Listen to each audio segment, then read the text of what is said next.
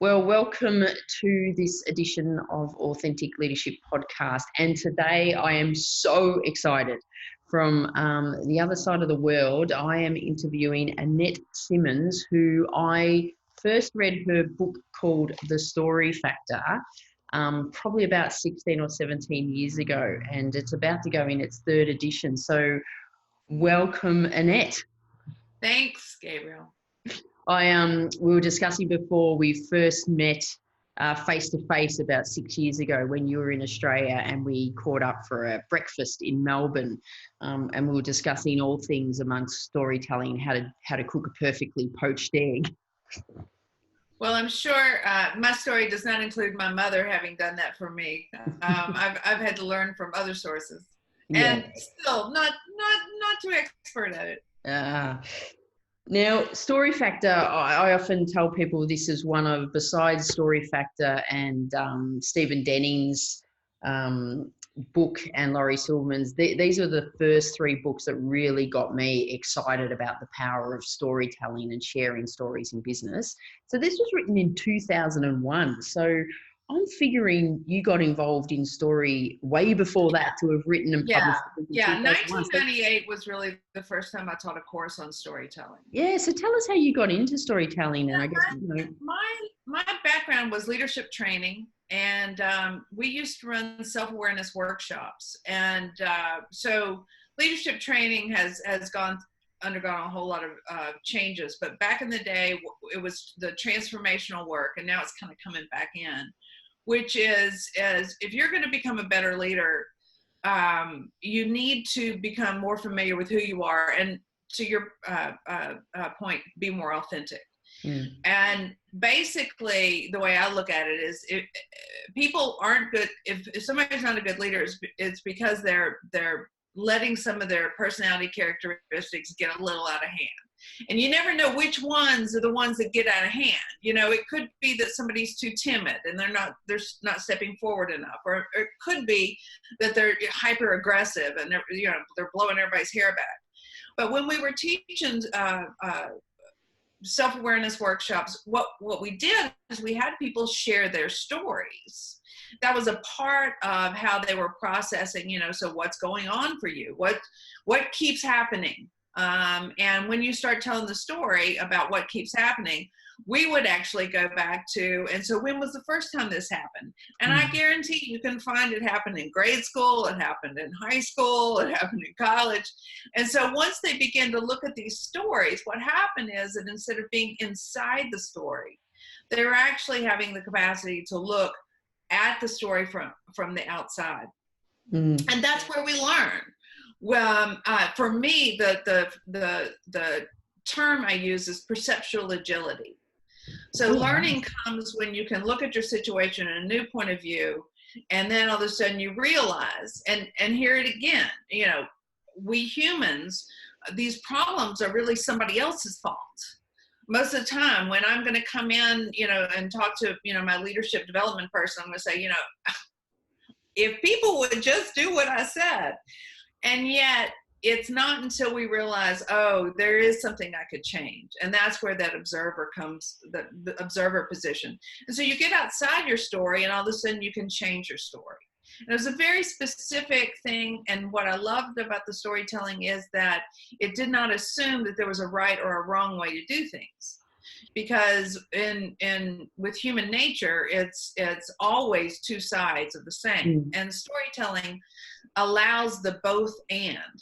We need to be both flexible and consistent. We need to be both, humble and find our voice. And so that's one of the things I loved about storytelling. And it was, I wasn't really aware explicitly that that's what was happening until I went to the National Storytelling Festival. And I went to that because I wanted to be a better facilitator, because I saw we would tell stories. And of course, that's what then jumpstarts other people's stories and this learning process. And I met Doug Lippman, and he became my coach, and forever is the person who has who I am most grateful to as a mentor in storytelling. And we invited him to come to Greensboro, North Carolina, where we lived, to do a storytelling performance. And the storytelling performance he did is a performance of The Soul of Hope, which is a 2-hour storytelling performance. And it was by realizing that this is an art, that all of a sudden I became much more interested in finding out, how to do it better. Obviously, he was a master and he was a mentor. But even from that point of view, it began to show how storytelling experience is the best teacher. And so having an experience in The Soul of Hope, it's a story that talks about, having a ritual and an answer about the purpose of the world. And then, a couple of years later, we've lost a little bit of the answer, but we still got the ritual. And then, decades later, we've lost the ritual, but we still can light the candle, and so you can know that we have to stick with our stories of resilience. You can say that literally, but it was through his performance that the emotions and the sensory experiences just permeated into a way that it was more viscerally relevant and much easier to call upon when you needed it later. So I could go on, but that's a couple of the first experiences I had with storytelling. I love the fact that you said experience is the best teacher, because I'm sure you know that quote that says experience is the best teacher, but storytelling is the second best. I actually originally said that. Oh, there you go. Oh my God, I've just quoted you. I love it when that was, or at least in my mind, I did. Well, yeah, that's all right. That's all we need to do. Well, that's probably where I read it. I know that Paul Smith put it in his book, but he interviewed me for his book, so I always claim that as mine. I'm gonna forever now say, as quoted by Annette Simmons, that experience is the best teacher, storytelling is the second best. Well, I say story is second best, so storytelling, story is second best. Yeah, absolutely. And we know that one of the most powerful ways we teach our children is through stories, because we want to teach them without them having to have the experience, especially in dangerous situations. But so I often say that storytelling, you said, is an art as well. So I often, a lot of my speaking and work is on teaching people storytelling. And I often say it's the art and science of storytelling, because there's absolutely some amazing science and research behind storytelling and how the brain reacts. But it is an art form, isn't it? It is something, that's what I find. You got to learn how to do it. I think sometimes the science can dull our appreciation for the art.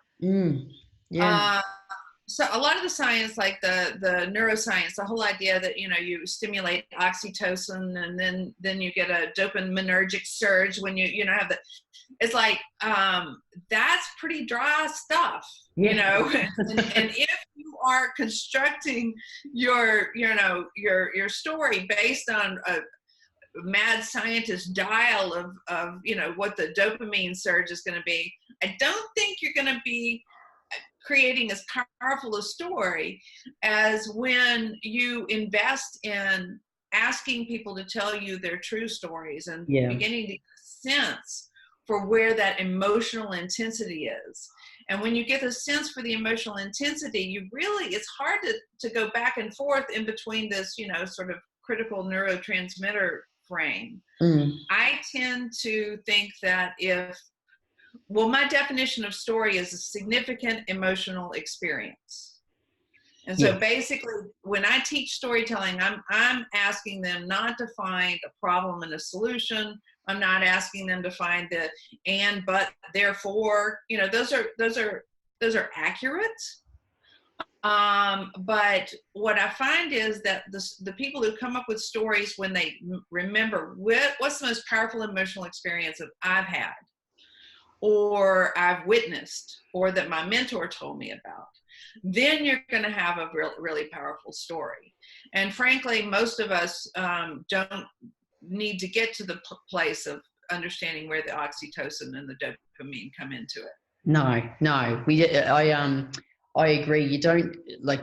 I sort of go. The science is there. We know the power that story has on the emotion and our brain and how we connect. You don't need to understand it, but you and in the training they feel it. What the best, again, going back to this experience when I do my storytelling training, when people share their stories, they not only experience the emotional connection, but the people in the room experience it. So as a leader, and they experience the people in the room experiencing it, exactly. Which is that level that once they get that, no going back.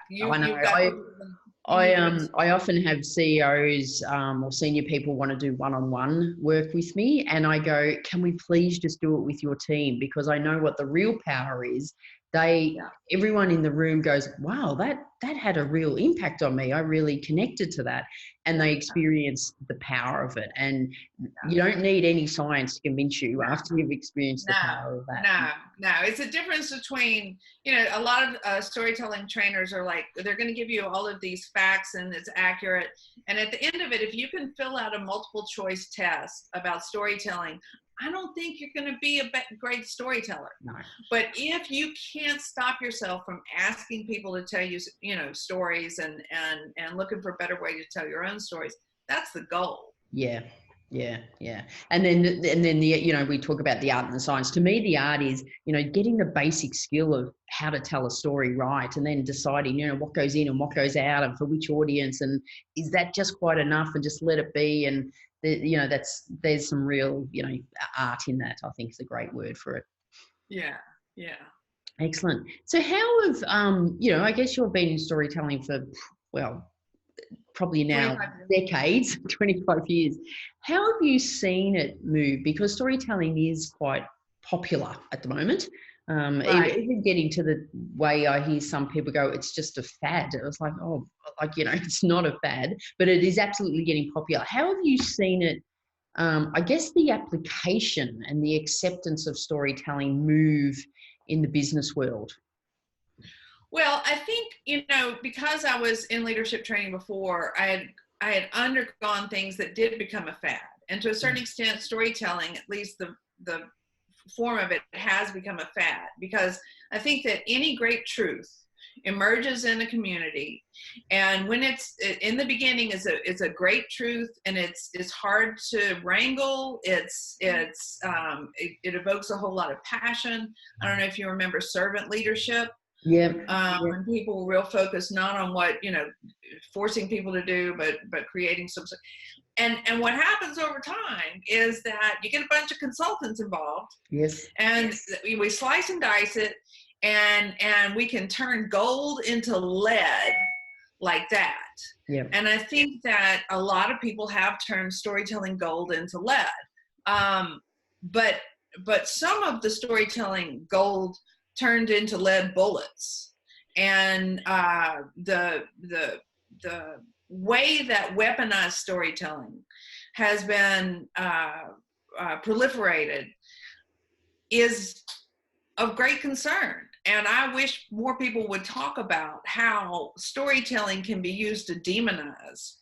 And I think that we're at the effect of that. Those who can choose stories based on the level of outrage that they engender on Facebook and all that sort of stuff, have learned how to cause people to feel alone and isolated. Because when you're alone and isolated, you buy more stuff. And you also vote in a way that, you're not concerned about collaboration. You're concerned about one winning and one losing. And so that's been my concern about what's happened to storytelling over the last few decades. Yeah. When I first, began to introduce storytelling into the different, the 6 kinds of stories, who I am, why I'm here, I knew for sure that if I asked you to tell me a story about who you are, I didn't have to worry about whether you were going to exhibit some sort of moral, integrity, because we humans, we have a desire to feel good about ourselves, and we have this natural moral sort of orientation to want to illustrate that we aren't just for ourselves, but we are for others as well. And when those stories came through, then that was the stories that you use to teach your children.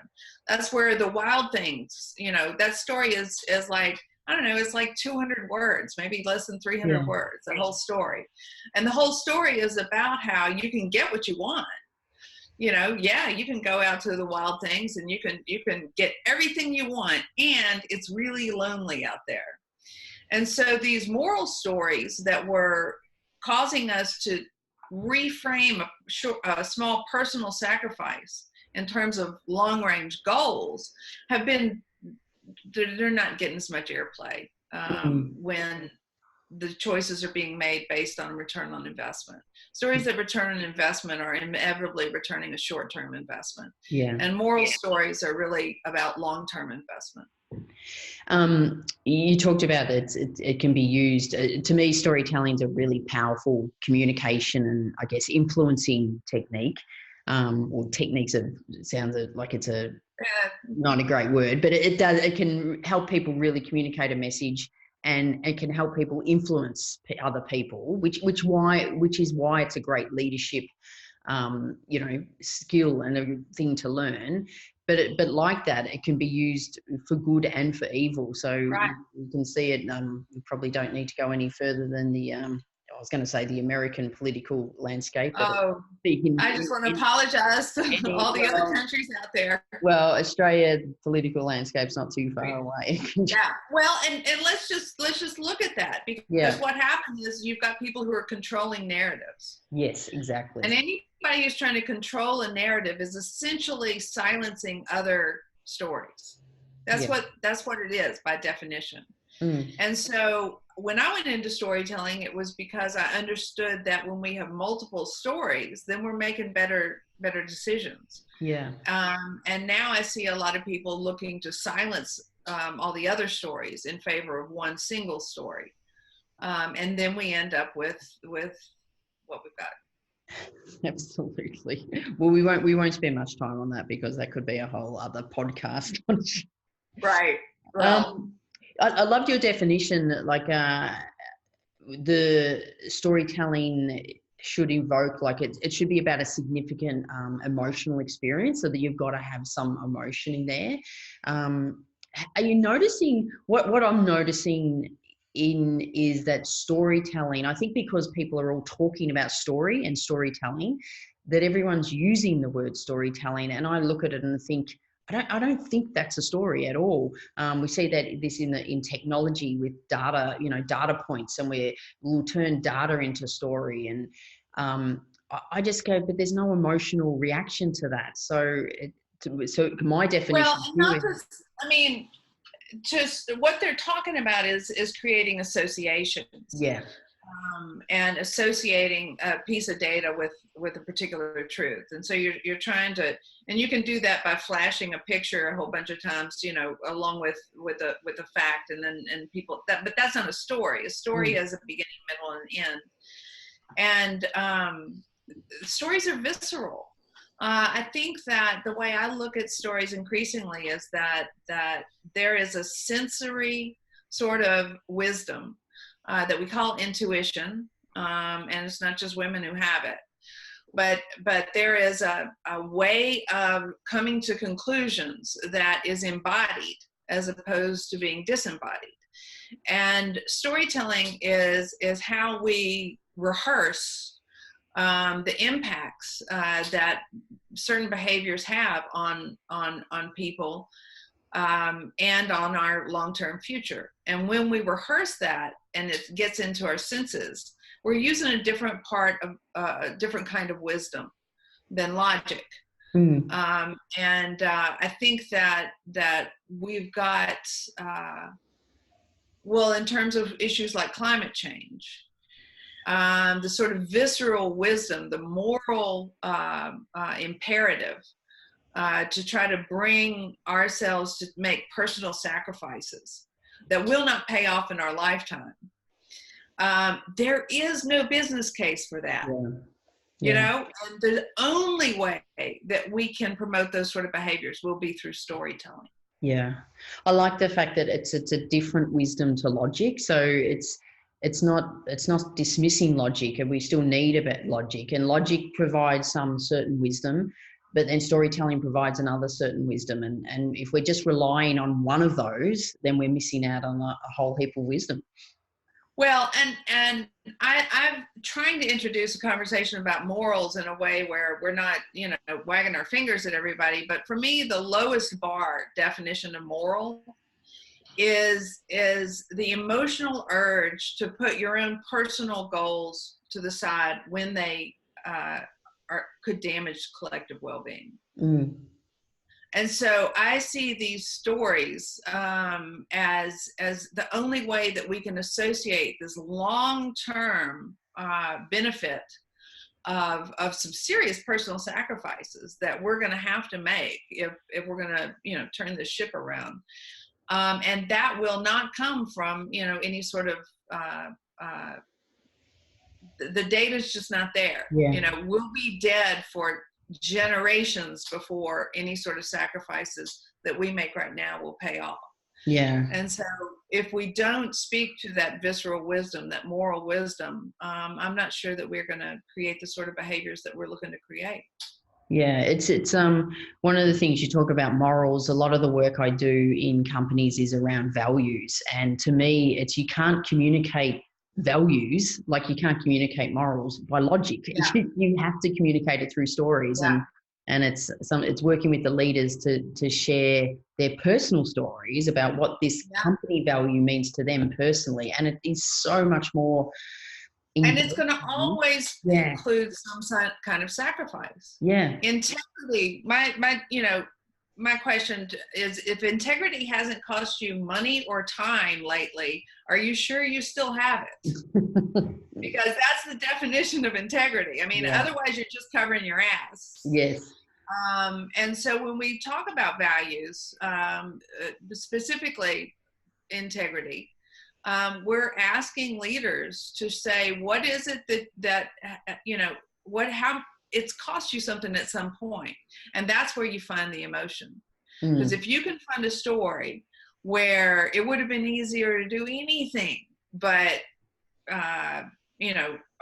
make it faster or more efficient or whatever your values are, then you've got a great story there. Because then you've got that contrast, which is one of the things that I'm beginning to understand is embedded in all great storytelling is you've got to have, when I work with businesses and they want to polish up their stories and make them look all nice and pretty and like we never made any mistakes, it's like, well, then you're never going to tell any interesting stories, because it's that contrast where we begin to understand what really is meaningful to you. Some of the most powerful leaders I have, leaders in companies share is when they've done the wrong thing, when things have gone wrong, when they've done something and regretted it. They're the most powerful stories that lead. Yeah, I mean, I always say there's 4 buckets for finding a story. Is the time you shined. Yeah. So you made the sacrifice. A time you blew it, which is what we're talking about right now, which is always, people love those stories. Yeah. And absolutely. They can hear in your voice, you're not going to let it happen again. Yes. You don't have to worry about somebody saying, oh, well, a mentor or a book or a movie, which, again, that we find where the emotional punch is. Yeah. Okay, so tell me a little bit more about the book and the movie. So what do you get people to share stories about their favorite book or movie? Or so if a book or a movie has been powerful to you, it was powerful to you for a reason. Yeah. So one example is we had a guy, we were making a bunch of lawyer jokes and there's a lot of low-hanging fruit there. And so the guy, he chose for his story, he stood up, he said, I decided to become a lawyer the summer of my 12th year, because that's when I read the book To Kill a Mockingbird. Oh, wow. Yeah. And I wanted to become a lawyer like Finch, but I also wanted to become a father like him. Yeah. So that's like, 60-second story right Yeah. there. So you can let somebody else pay for your special effects. You can let Harper Lee write, the real powerful story, and then recruit it and slip it in there somewhere. And people, even if you have to retell it a little bit, people will respond. Absolutely. So let's move Story Factor, 3rd edition. So tell me what you're doing now and how we've progressed to the 3rd edition. And well, I mean, the basics are the basics, right? I mean, you know what we're talking about, experience as a story, and getting people to remember that it's the sensory information, and about choosing, how to create that emotion by adding all that stuff's the same. So I didn't change much of that. I did update it, some, because nobody knows what the hell I'm talking about with my examples from 20 years ago. But I added 2 new chapters, and I added one chapter was basically, I wanted to go through and look at the advice that's out there right now over the last 20 years. People who have turned, created templates and that sort of stuff. And the thing is that we get advice from storytelling, from literature. We get advice from the data scientists. We get advice from business consultants, from traditional tellers. And every source of advice is embedded with its own set of values and its own goals and objectives. And while all of these templates create a variety of ways to approach storytelling, some of them come with, values that aren't necessarily what you and I might choose for ourselves, like this whole return on investment. When I look at a story, I'm looking at a long-term return on investment as much as, any kind of short-term return on investment, because that's where the moral stories come from. So I thought it would be useful to not go, but to also to just say, okay, so look at all these different templates that we have. So I did a review of 5 or 6 different approaches to storytelling. And then the last chapter is when I get into this conversation about morals, which I figure, I'm old enough.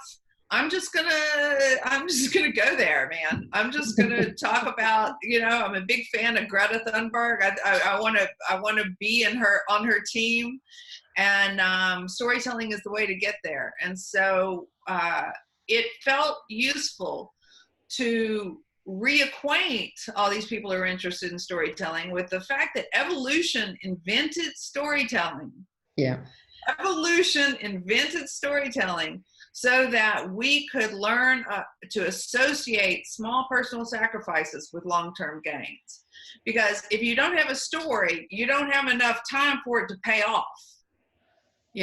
So Aesop's fable, for instance, the mouse, or one of his fables, the mouse awakens the lion, and the lion wants to eat the mouse because, it's lunch, snack. But instead he's like, oh, I will show kindness. I'll show mercy. And it's like, okay, so and a couple of months go by, and then the lion is tied down with ropes by the hunters who are going to kill the lion. And the mouse is like, hey, and the lion's like, come here, man. And so the mouse gnaws the ropes, and the lion goes free. Well, if you don't have that time frame where it pays off, then we stop remembering that these small kindnesses are not actually inefficient, because by algorithm logic, if you are wasting your food resources, you're not being efficient. Yeah. And so I'm hoping that we can balance out some of the lessons that we're teaching ourselves to think more about the long term. Excellent. Well, I am very interested in those additional 2 chapters, especially the one exploring all the different approaches to storytelling, because it's something that I've sort of become interested in myself around the definition of story, because I'm seeing so many variations of story. And you're right. I don't want to sit there and go, that's wrong, I'm right.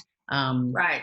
Because they're different purposes, they're different reasons and applications for it. So I think my interest comes from, if you want it for this application, then this is sort of the approach you should take, not this approach, or vice versa, or whatever it is.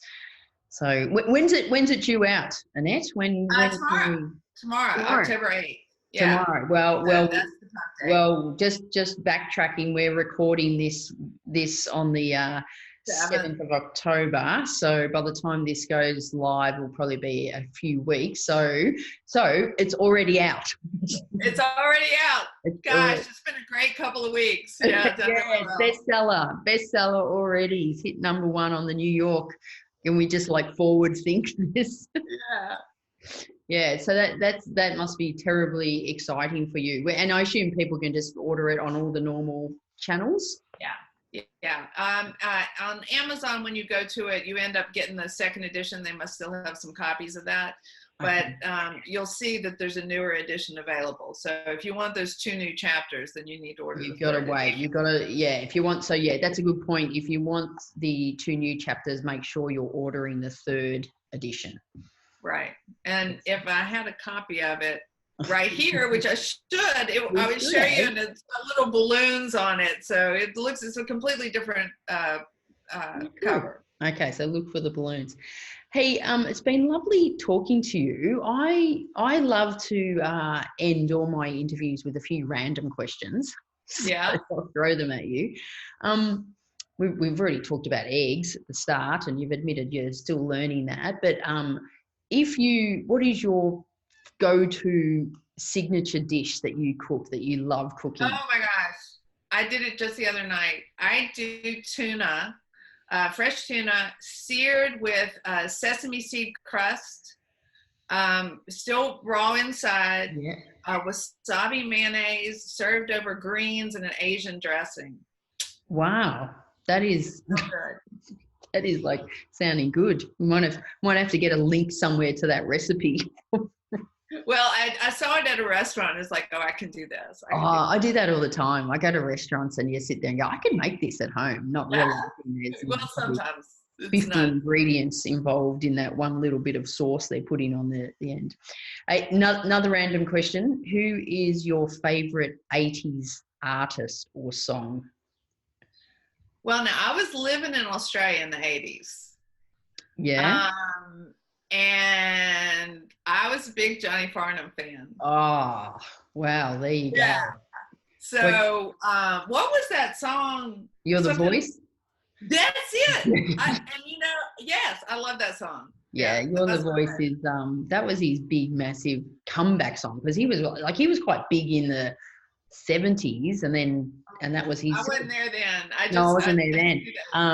And his big comeback album was Whispering Jack, and You're the Voice was massive. But I don't know if it made it over to America or not. So Americans may not even know what the hell I'm talking about. No, I don't think Johnny Farnham ever cracked the American market. Well, the song surely made it. It's a great song. It's a great song. Finding your voice, and Yeah, absolutely. Silent. We might put a link to that somewhere. We might be the cause of Johnny Farnham's comeback career. Although he has done about 4 or 5 farewell tours. So he's there's a saying in Australia, if you keep coming back, is like, God, you've had more comebacks than Johnny Farnham. Really? Yeah, well, that's a great song. His heart. Yeah. Now, the final question I like to ask is, what advice would you give your 20-year-old self? Oh, gosh. Oh, man. Boy, there's a long list that involves not chasing bad boys.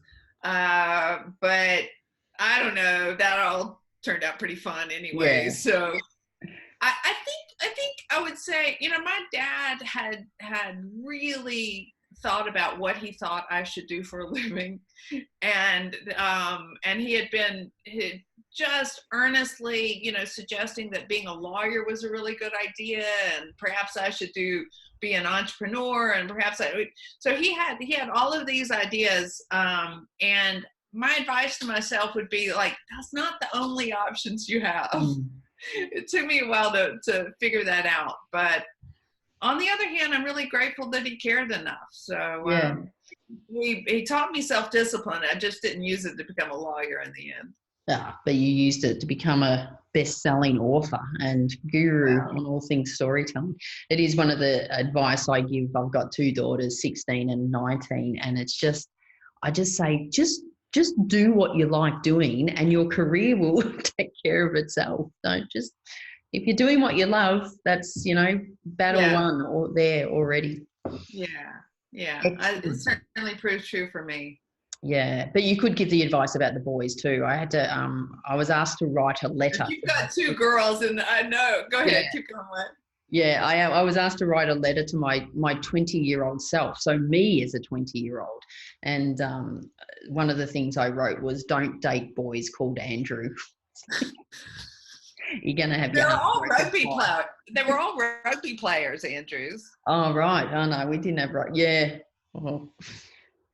And this has been so much fun and so great to catch up with you after so many years. Have you got any visits to Australia on your tour? I'm quite happy to stay off airplanes right now. I am working on another book about women in power.